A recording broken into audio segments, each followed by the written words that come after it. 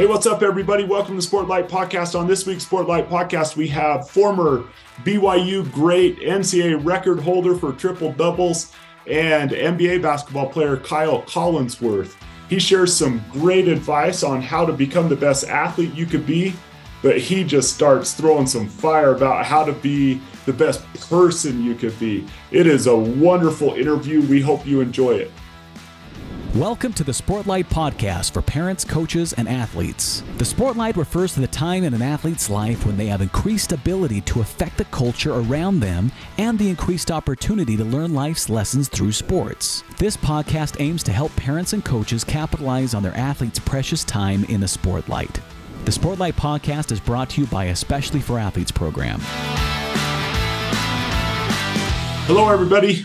Welcome to Sportlight Podcast. We're joined here by Kyle Collinsworth, who's a great basketball player that's grown up here in Utah Valley and where we filmed this podcast. Went to Brigham Young University there. And Kyle, one of the coolest things that I love about your career, I know it's hard for you to say, yeah, the coolest thing about my career is this, but you are one of the best all-around basketball players to ever come through college basketball, because you hold a really significant record for triple doubles. Tell us about that, obtaining that record for triple doubles in a career at BYU.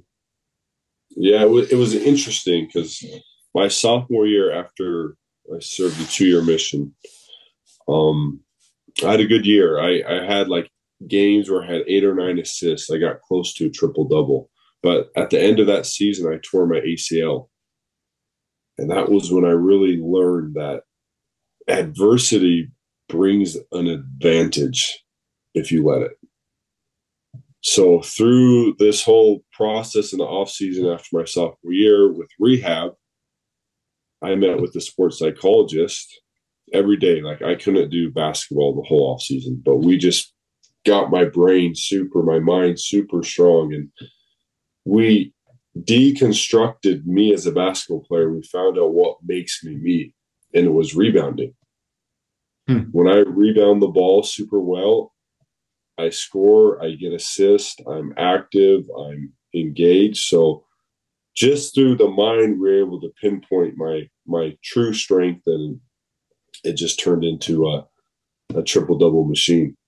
That's awesome. So take me through that. You're deconstructing your game with a sports psychologist. How did you, what process did he take you through for you to realize rebounding is kind of the catalyst to the rest of my game? Yeah, well, I was like, man, my strength's passing.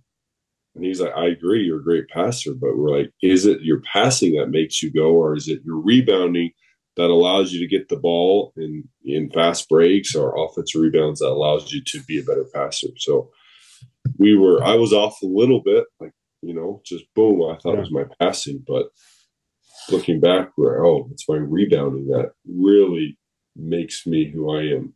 And I played up with my brother, who was 3 years older than me, my whole life. So I learned how to rebound.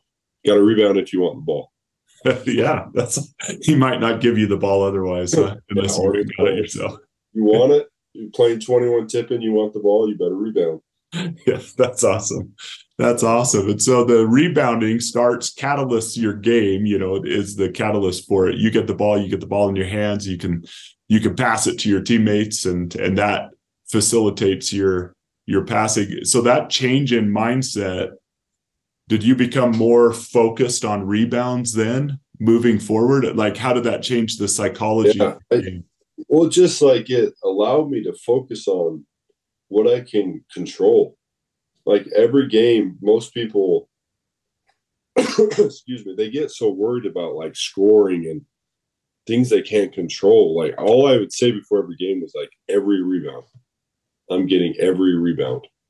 And I'd have these cues where I would like go through how I rebound, just simple little phrases like see ball, give nudge, get ball, and things like that. And I just focus on rebounding. That's all I care about. And I'd make shots, and I would make passes, and I'd play good defense. But it just, sometimes in life, we're so focused on things outside of our control. I could play a game and flick my wrist the same way and bend my knees and just miss some shots. Mm-hmm. And then the next game I can make all those shots. So, the law of percentages. So sometimes it's out of your control. So what I really did was I put the focus on, and it gave me confidence. If I'm focusing on my best strength, and I'm giving it energy and power every play before every game, then all of a sudden I'm operating in like a confident mindset, in a belief mindset. So that fueled my thoughts. And from there, I just instinctively played, and the rest, took care of the rest. That's awesome. So if you could go back then to high school Provo Bulldog Kyle Collinsworth, and what did you gather from what you learned from that sports psychologist that took you in?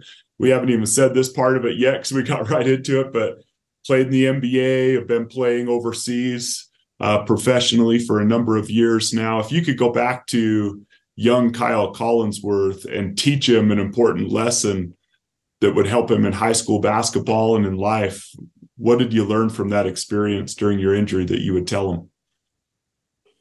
Just focus on your strengths, and who you are. Believe in who you are and what you're good at, and then just have a willingness to work on the other stuff. But sometimes I think we put so much focus on our weakness that we're operating in kind of a weak mindset. If every day I'm waking up and thinking, man, I need to be better at this, and that's all I think about, then I start to think I'm not much of a person. Yeah.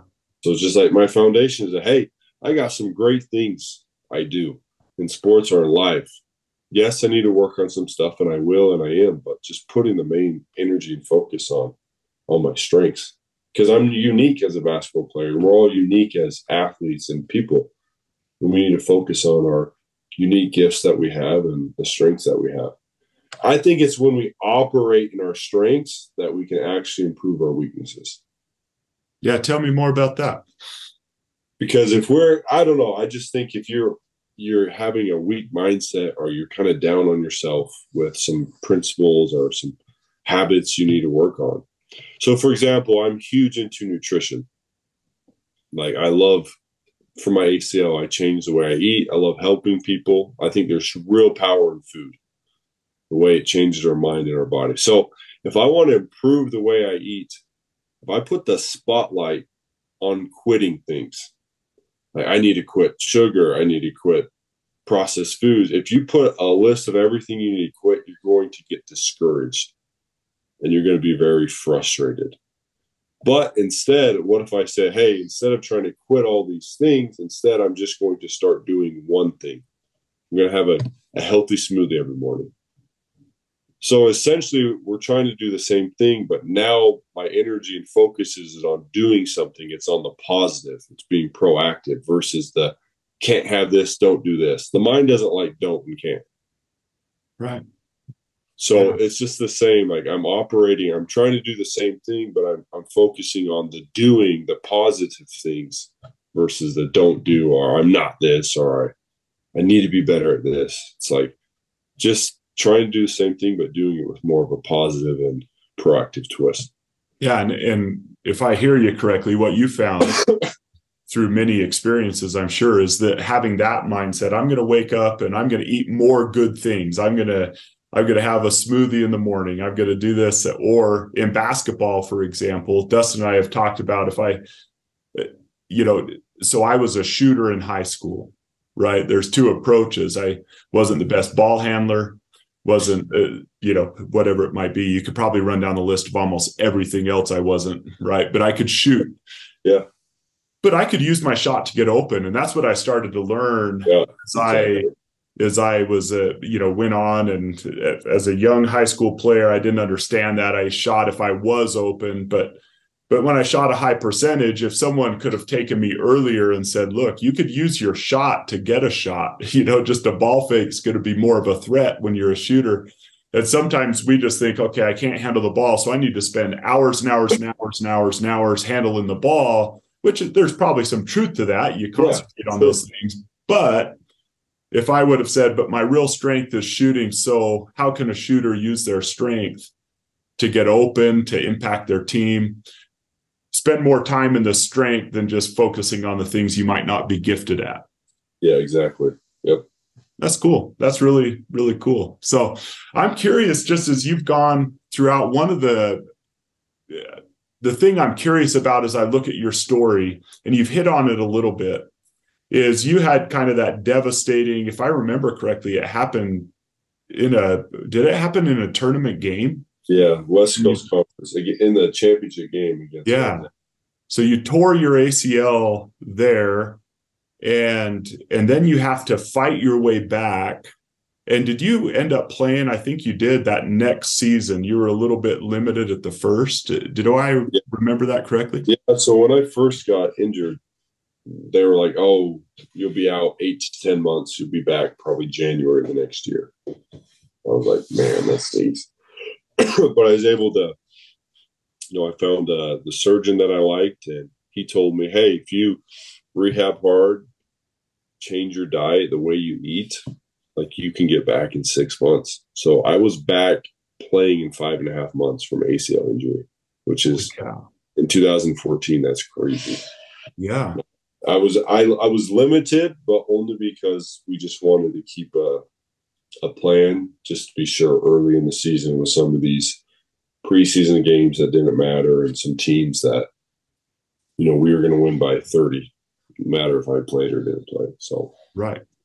So tell me, one of our core principles is resilience. And we try to help young athletes realize that sports gives them opportunities through injury, through loss, through being cut, all these things. Sports gives them a number of opportunities to develop that muscle of resilience. And I remember you talking about not only that injury, but also trying to make an NBA team and getting cut a few times and being devastated by that. What has sports taught you about resilience? What helps you personally to be resilient? I would just love your thoughts on that topic. I think the key with resilience is redefining failure.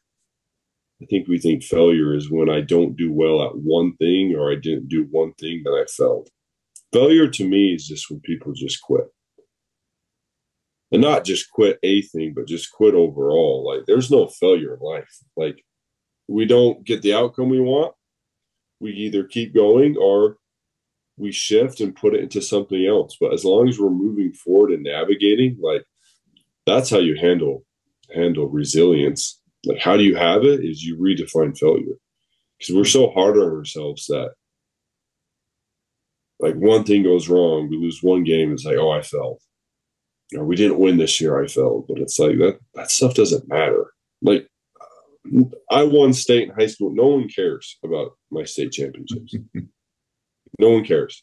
No one's topping you in McDonald's talking about your state championship. Yeah, no one's stopping me at the store about, oh, you guys won state, congrats. Like, no one cares and I won a couple and I lost at state.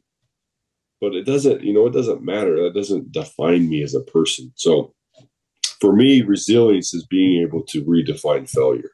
And that's always helped me. It's just like, hey, I got cut from this team, but everything that happens to me is the best thing that could happen to me. Why? One, it happened and it's done. Two, like, we keep going. Like, adversity brings, like I always say, such a big advantage if you let it. Like, there's so much to be learned from it, so much to be gained. So I'd say the biggest thing is just redefining failure. I mean, failure isn't losing a game or a state championship or not getting the college you want. Like, all that stuff could be for our, better for us. Maybe this college didn't have your wife that you'd really, really want to marry, We just don't know. So sometimes we get so short-minded that we can't see the whole picture. So when you got cut, I know you made the practice squad of the Dallas Mavericks, or their G team. Is that right? Yeah. So I signed a partial guarantee. I got after the draft with them, went to summer league training camp, got cut, and then just played with their G League team. Okay. For the rest of the year. But eventually broke in and played for the Mavericks. Yeah, the next year. And I'm curious about just someone like a young person who's listening to this going, okay, redefine failure. It's not quitting, right? It's just continuing to move forward, keep going. What was going on in the mind of Kyle Collinsworth when you were getting cut, put to a G League team, having to fight through with that goal of playing NBA basketball? I'm just curious of the inner workings, what you are or how you're talking to yourself when you're trying to overcome the difficulty of or disappointment to achieve a goal. What do you tell yourself in your mind? I remember this quote. There's different versions of it, but to get different, you have to do different. That's what came to my mind. I was like, okay, I know what I currently do. I know what it gets. It gets close to the NBA, but not there. So I was like, what do I need to do? I need to do different to get different. So that was my whole approach. And that's when I told the story about the mountain I used to hike straight up the face every day. We made it, by the end of it, we made our own little trail. There's no deer trails. It's just straight up. Had my backpack with my journal, scriptures, water, and we'd hike up, and every day I'd compete against myself and try to get up there faster and faster. And I knew, hey, if I can get up that mountain, it's almost a mile straight up the face. If I can get up there in under 20 minutes, I can be an NBA player. So it took me 3 months to do it, 5 days a week, but I was able to do it. It was the hardest thing I've ever done in my life. But I knew at that moment, like, hey, and it just built my legs and my endurance like nothing else. That's awesome. How did you come up with that idea?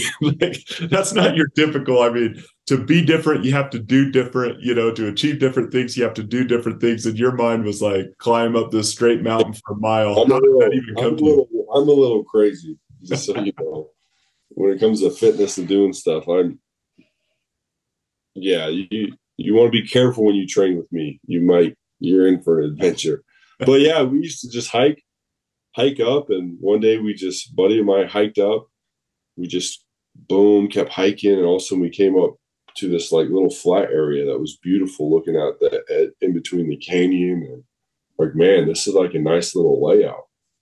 So we just went up again, and then man, let's see how fast we can get up this thing. And they were, hey, let's have a goal, just don't stop. It's super steep. Your legs get so tired. It's let's just sit, don't stop. You can go as slow as you want. You can't sprint up it. Your legs would get too full and you can't do it. So we were like, hey, let's just go up. Don't stop. Keep going. And then we start out 35 minutes, and all of a sudden we're at 32. Then we broke in the 20s. And I remember we're at 26 for a while. Then we broke under 25. And then we just kept going and going. And we did that and some pull-ups after the mountain, some push-ups. 100 push-ups a day. And that's where that started. The t-shirt that I have it right here. Yep. Yeah. So that's where that started, and then working on my game after that. So I put in 7 hour days in the off season, and then showed up, and the rest took care of itself. That's awesome. We had Zach Erickson on, and Zach Erickson, he's the current head football coach of Snow College. I grew up by Zach.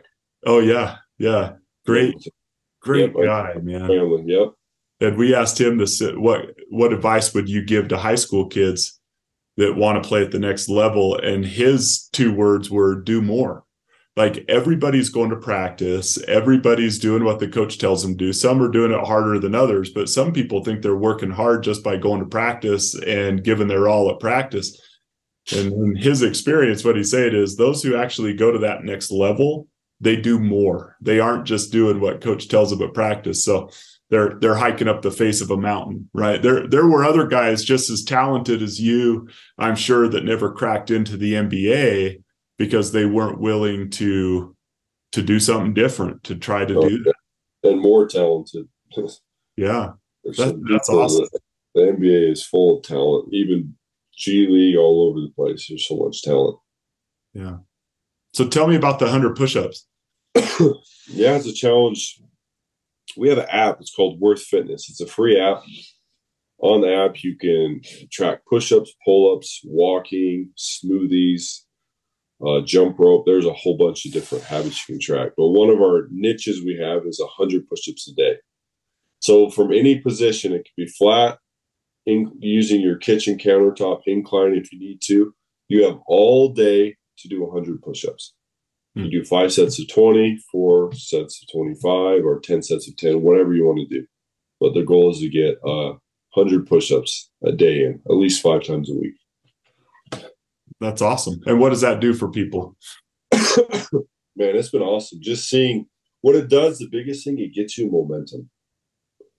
You start doing 100, and then you're like, here's what people realize. Every good habit or every good action breeds more of the same. That's why people, like, if you get so focused on, like I said, diet, like quitting things or trying to do too much too soon, you get like, it's not a good association versus hey, I can have a smoothie every morning. That smoothie won't just stay a smoothie. All of a sudden, I'm going to start walking or so every good habit, as Napoleon Hill says in his books, every good habit brings along a flock of its relatives. So that's why I'm a big believer in one habit at a time in life. And the 100 push-ups is just one of those habits. You can get momentum and start feeling stronger. And it's efficient, man. I can do, on average, it would take you, if you were really slow, it would take you less than 4 minutes a day total to do 100 push-ups in a day. You don't need to change your clothes. You don't need a gym. You don't need equipment. No excuses. Less than 4 minutes. So if you don't have time, if you don't have 4 minutes in your day, you got to rethink things. So yeah, that's super cool, because that's like, you could do it at work. Absolutely. Yeah. Get behind your desk, do whatever you could do, and just have the goal be 100. And I love that idea that one habit brings a flock of all of its family. Yep. Just that's like really there's cool. Nothing goes. A good thing doesn't go. It's those commercials where someone sees someone do a kindness and they go do it. It's the same thing. Yeah. Like good breeds good, bad breeds bad. It's just the way the world works.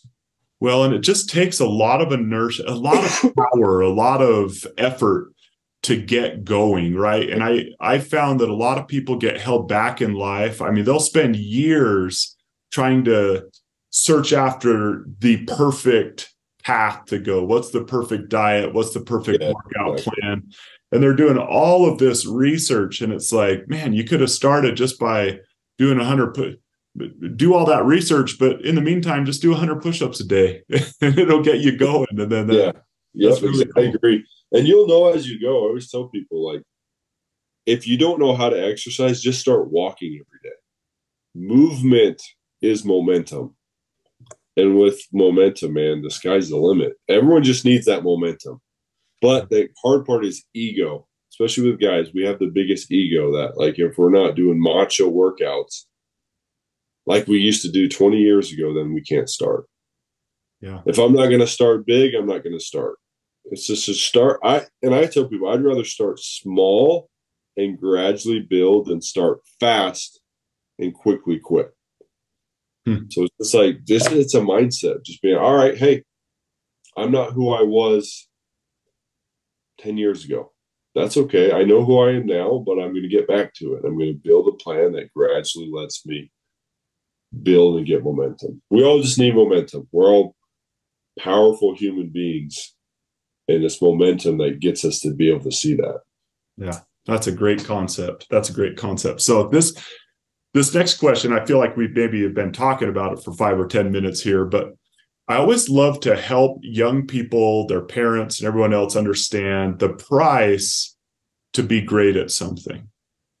And I think some think they're working hard, and we've talked about this a little bit, but it's only because their scope is limited. They don't understand what hard work might look like to someone who has a little bit more vision. So I'm just curious, Kyle, as you've traveled through state championship high school basketball to Division I basketball to pro basketball to NBA basketball, what have you learned about the price to be really great at something? Number one, there's a compensation. And that's why you have to decide, like, do I really love what I'm trying to do, or am I doing it for others? I think that's super important for athletes. Like, a lot of people, kids, and I can see it a mile away. Like, when kids are doing something for their parents versus doing it for themselves. Mm-hmm. And so I bring it up because the key to get to that next spot is you have to love what you do. It's got to be something you want to do. So my biggest advice to everyone, whether it's sports or not, like, get in an area, get in something that you love. Doesn't mean it will be easy. Doesn't mean you won't want to quit, but something that when you're not thinking, you're thinking about it, I always say. Mm-hmm. Like, you're just always thinking about something. So I think that's something big that sometimes I feel like we do things because that's what grandma would want me to do. Or, so-and-so, instead of just being, hey, you know what? So that's the biggest difference is pro. The ones who really go to that next level, they love it. They're watching NBA games. They love basketball. They love it. They talk about it nonstop. Those are the ones that really take it to the next level. They love to compete and play basketball. So I think just knowing what you love. If you don't love it, you're not going to get yourself to that next level. And we all have things we love. We just have to discover them and focus on them. I think that's really important. I have a daughter right now choosing majors and things like that. And she chose a major that sometimes people will hear. She is majoring in geology.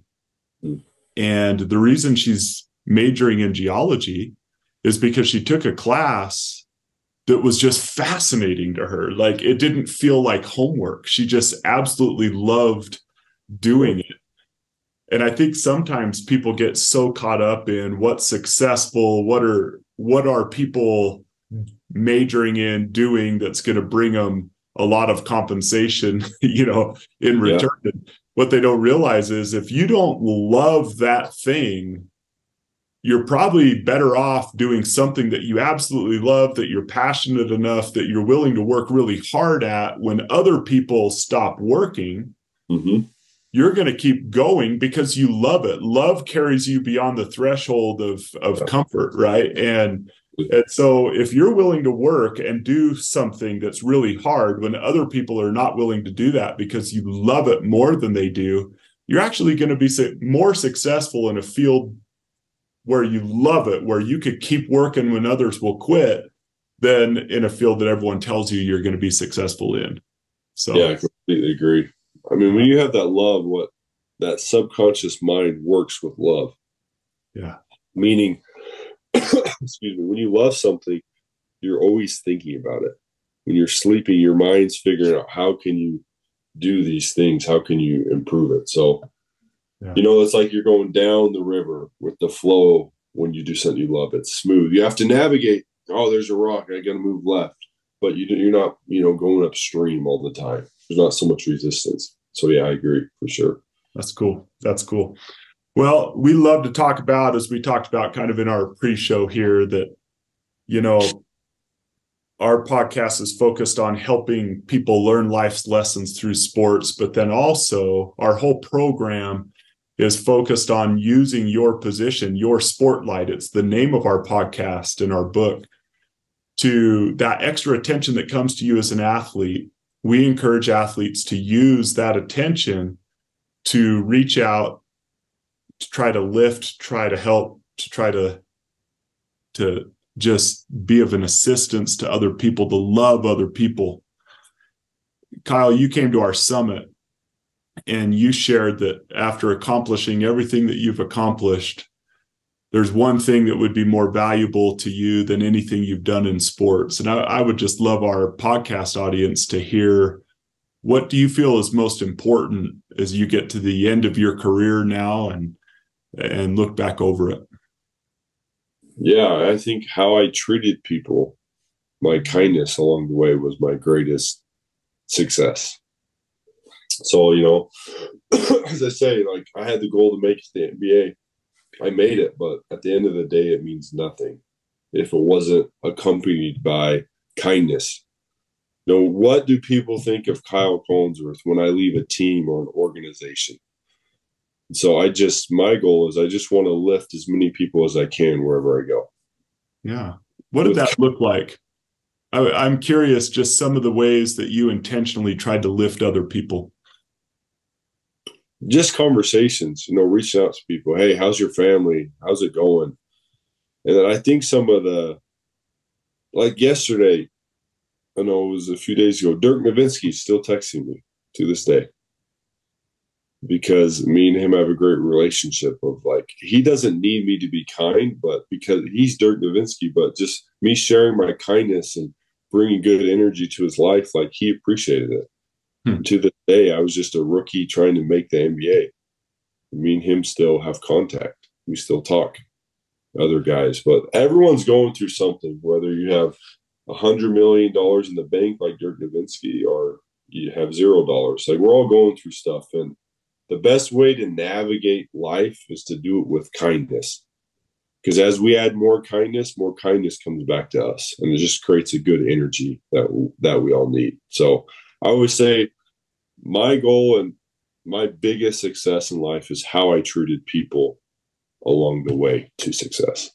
That's what matters most, my kindness. Yeah, that's awesome. We teach often, and I think probably you've heard us teach, that as an athlete, you don't have to be an athlete to do these things that we're talking about, but that spotlight makes everything an athlete does more powerful, right? The kind word, the just taking a minute to talk to someone in the hall or in a class, or reaching out, shooting a text to congratulate someone or tell them you loved what they did at the school play, anything like that. Yeah. It's more powerful coming from an athlete. And so our mantra is eyes up, do the work, right? Eyes up, look for people who might need you and do the work, do something to just lift them, to help them. We have some athletes who they want to do it, but for whatever reason, they have to overcome this barrier of fear a little bit. They're afraid to reach out to someone, a rookie. They would think, like in your situation, I'm a rookie. There's Dirk Nowitzki. What good could I do for him? Like, why should I reach out and be kind and loving and just interested in his life? And they feel self-conscious to the point that they don't even try. Do you have any advice to help someone overcome that self-consciousness or that apprehension? Yeah. So, I think there's a fear attached to it, but I think even bigger, there's a disease of trying to be cool. And that's excuse me, for young men, especially in high school, it's a disease that stops progression because no one wants to have vulnerability in their life. And also no one wants to step up and be different, because we're always looking like, is this cool? Because if I'm joining a new team, I want to be cool to Dirk Nowitzki, right? And all these guys. So I want to pretend like I'm cool. And what would a cool person do? Instead of, I'm going to lead with kindness. That's going to be what I'm going to do. And then the rest will take care of itself, So just to all the youth watching this in high school, stop trying to be cool. Cool gets you nowhere. You'll look back in 10 years, if you've gone on trying to be cool, you'll look back and be like, man, I really put myself in a bad spot. So put down cool, bury it, put it in a nice little ditch, bury it, get rid of it, and just lead with kindness. That's what the world needs. And just lift other people up and be you. Own it. Hey, let's go help this person. Let's go do this. We're going to do it. If you don't want to do it, then okay, well, we're going to go do this. So just lead with kindness and forget the cool. Yeah. I'm telling you, cool is ruining Utah Valley. Why do you say that? That's awesome, and I love it, and I agree. But I'm wondering what's behind the statement, cool is ruining Utah Valley. Because I think cool gets us to do things that we shouldn't do. Think about adults financially. How many adults get things they shouldn't? Why are they getting those things? Because they want to be cool. They want to impress their neighbors and look cool to the world. So cool gets us down a road that causes more stress and anxiety for us. So in this, Utah Valley is it's a trendy place for sure. And I think we just compete and try to be cool and impress other people, which is very funny to me because people don't care. Yeah. That's not a knock on people. It's like, Shad, you don't care what I'm driving or what I'm doing. You know why? Not because you don't care about me. It's because you got your own stuff to worry about. So think about this. Like, us as kids and adults base all our decisions on what other people think and trying to be cool, when in all reality, they don't care. So that's why it's a dangerous path as a kid or adult to focus on being cool. Because no one cares. They don't. And that doesn't mean people are bad or they're wrong. It's just, hey, I got my wife, my boy, a baby on the way. I'm trying to, help my family and help people along the way. But I'm not worried about what rims you have on your boat trailer. You know what I mean, man? Like, I don't care. Do you? But like, I don't care. Yeah. And so I think, just the need to be cool to other people really puts people in a bad spot, and it's a disease in this valley. Yeah. When you say that, you said the ridiculousness of it. Like, anyone's. You know exactly what I'm talking about. Yeah, I do. Exactly. I do. And it goes from young to old, but it's kind of this albatross around people's necks, when you're at the mercy of other people's opinions.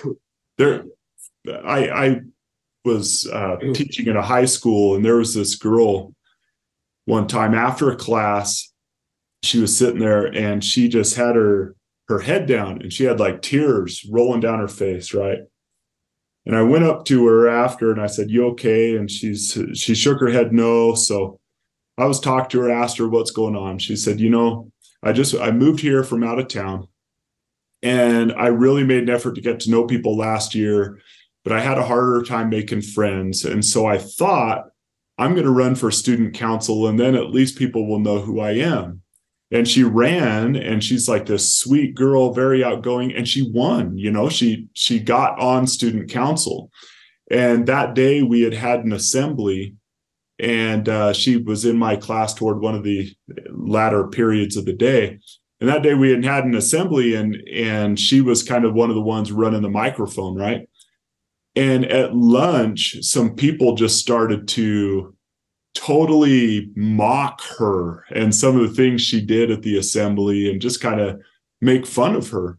And what she told me, she said, I thought that by making student council that like I would be well known and that people would like me. And she said, I didn't realize that by making student council, I would also make a ton of enemies. And we talked through that, but as I reflected on that, I thought, we spend so much time, and I'm not saying running for student council is a bad thing, keeping goals for sure, but we do a lot of things like that, where if I could do this, if I could get this, if I could wear this, then all of a sudden people are going to tell me that I have value, right? And they're going to start valuing me. And what we don't realize is that invites as much criticism into our life and contempt into our life as it does friends. And so as soon as we could abandon that and realize that, I'm not going to have my own self-value be at the mercy of other people's opinions. I need to get it somewhere else. Absolutely. That's a good story. I like that a lot. Yeah, cool. There's no limit to cool. You get cool in one thing, and then there's an upgrade. Like, you're chasing a endless coolness Kool-Aid drink or whatever. There's no end to it. Well, and you've experienced that, right? I'm sure Kyle Collinsworth at Provo High School, there's a lot of people that were looking, thinking, man, if I could play basketball like Kyle Collinsworth, then I would be cool. Well, now all of a sudden you go from Provo to BYU, and now there's a lot of kids throughout the state looking, going, dang it, man, that's cool. That's what cool is. And then you go from there to the NBA, and now you could be, if you're chasing cool all the time, you're looking at Dirk Nowitzki going, now that's cool. Yeah, exactly. He's looking at LeBron going, "No, I'm not cool." And you will never, it's invisible. Like you'll never, it's like catching smoke, right? Exactly, man. There's always someone bigger, better, faster, stronger, more money than you. And so your antidote to that would be, instead of focusing on cool, what would you focus on? Kindness. Yeah. Just lead with kindness, man. If you're kind, like, there's so many crazy story. And yeah, I'll tell the story. So JJ Barea, he played with the Mavericks, one of my favorites. Loved watching him growing up. Funniest dude. He's like 5'8", super short.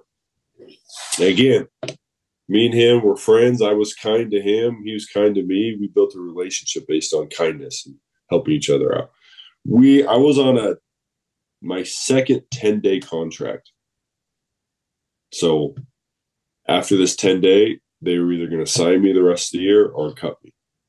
So JJ, we were going on a road trip. The road trip started in Denver. We had like 3 or 4 games.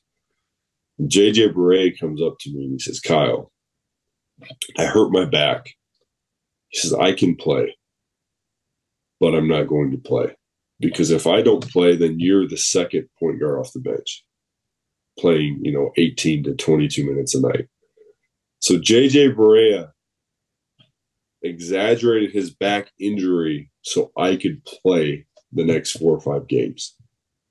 I played against Denver at Denver. I had one of the best games of my career.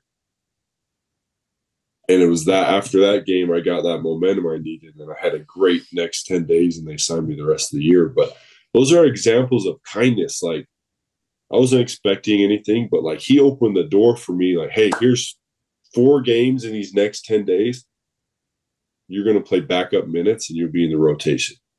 Go do your thing. And I crushed it. I balled out, and that's just an example. Like, I led with kindness, and kindness came back to me. Yeah. And that's not why we do it. We don't do it. We just do it. That's what we do. But put down cool and pick up kindness.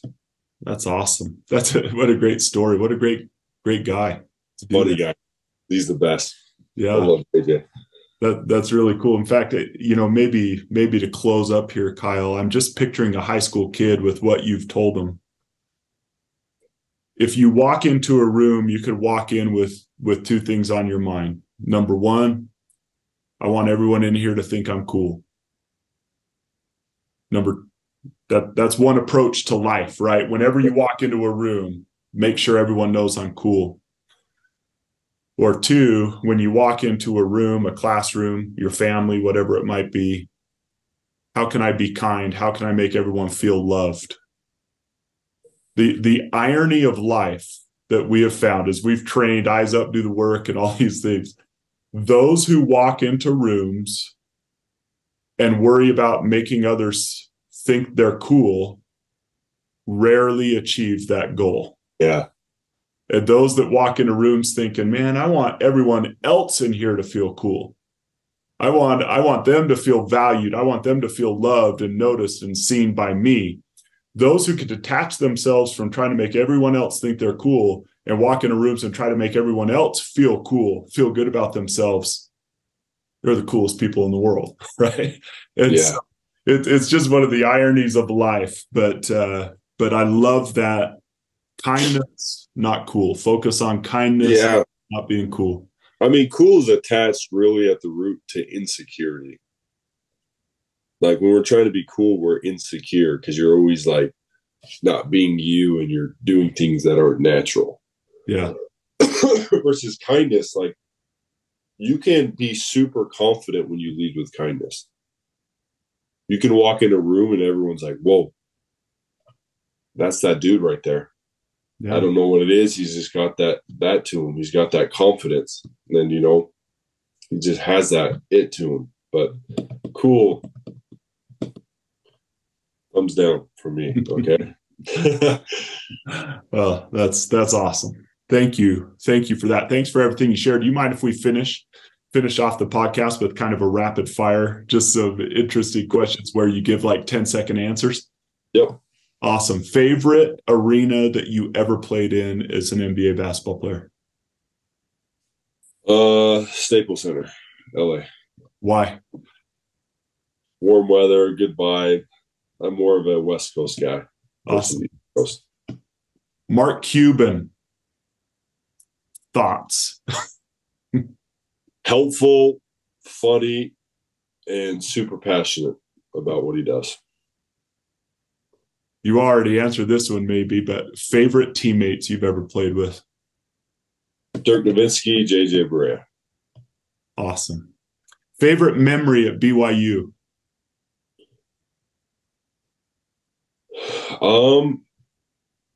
Probably my first triple-double. Who was it against? Hawaii University. Sweet. Why the first instead of the record breaker? Because the first set the tone in my mind that, hey, this is what I do and I can do a lot more. So open my eyes to, hey, I'm Mr. Triple-Double. Let's get going. Awesome. Okay, you may not want to answer this, but you know the debate, greatest basketball player ever? Yeah. What are your thoughts on that debate? You don't even have to choose one. I'm just interested in your thoughts on that debate. There's just so many factors that go into it. I think Jordan's the greatest competitor and winner. But LeBron James just does everything. LeBron James can lead a team of nobodies to the finals. He may not win, but he'll get you there. So it's just tough. There's different variants you have to go through. So awesome. Did you play any other sports growing up? Baseball. I was a really, really good pitcher. It was my best sport. Really? Yeah. My dad and my great-grandpa got drafted by the Reds back in the day. My dad was a big-time pitcher, could throw 97. He's going to Oregon State, which was good. Adversity, he threw out his arm, and it made him decide to go on a mission and change his life. But wow. Baseball. So when did you stop playing baseball? 8th grade. Boring for me. Sorry. Oh, yeah? Even as a pitcher, huh? Yeah. Huh. Awesome. Okay, last one. Any advice, if you were to sum up, you've given a lot of advice here, but we like to show little clips, and maybe this would help with a little clip we could show during our gatherings next year when we get all our athletes together. What advice would you give someone to become the best athlete they could be? Build others up as you do it. I think you'll get the people, the things, the answers you need as you're trying to help others along the way. Awesome. And then in regard to Eyes Up, Do the Work, you've already summarized it so well, but if you were to say in 10 seconds how athletes could do Eyes Up, Do the Work a little bit better, what would you say? Look for opportunities.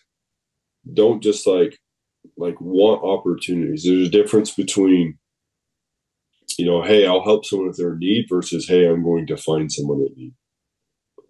So don't just look for it, find it. It's there. I'm telling you, you could find 10 opportunities a day, easy, every day, if you wanted to. So don't just look for it, find it. Yeah, it's there. Love it. Yep. I love it. In fact, we talk about that a lot when we say seek to bless, not to impress. That's our principle that we teach them, and we concentrate a lot on the word seek. You would say it, find. Don't just take opportunities, find them, seek after them. Absolutely. Awesome. Well, anything else you would share with parents or athletes, Kyle, to close the podcast? Yeah, just echoing back to, sometimes sports are great. I love sports. I've learned a lot, but sometimes we make it more than what it is. It's just an opportunity for kids to have fun, to learn to work hard and learn to work together and build each other up. So let's just keep sports at that. Awesome. It's a great tool. Let's make it one versus a tool that's not as good. Awesome. Well, Kyle, thank you so much. Anything you would say, things people can follow or to get information out about some of these defensive camps and things like that you're doing? Yeah, we have a website, defensivelove.com. We do group trainings. We do clinics for teams and team camps. So if you want to get some defensive work in and some real conditioning work in, we get after it. Just reach out to that and hit us up. Okay. We'll put the link in our show notes as well. So anyone listening to that could go and find out about it. But Kyle, thank you so much, not only for coming to our summit and speaking a couple of weeks ago, but also for taking the time today with us to be on the Sportlight podcast. You got it, guys. Thanks for having me. All right. Well, thank you everyone for joining the Sportlight podcast. Eyes up, do the work. This has been the Sportlight podcast from Especially for Athletes, sponsored by Coca-Cola. You can learn more about Especially for Athletes by visiting the website at especiallyforathletes.org. You can also learn more about the book, The Sportlight, by Shad Martin and Dustin Smith at especiallyforathletes.org/book.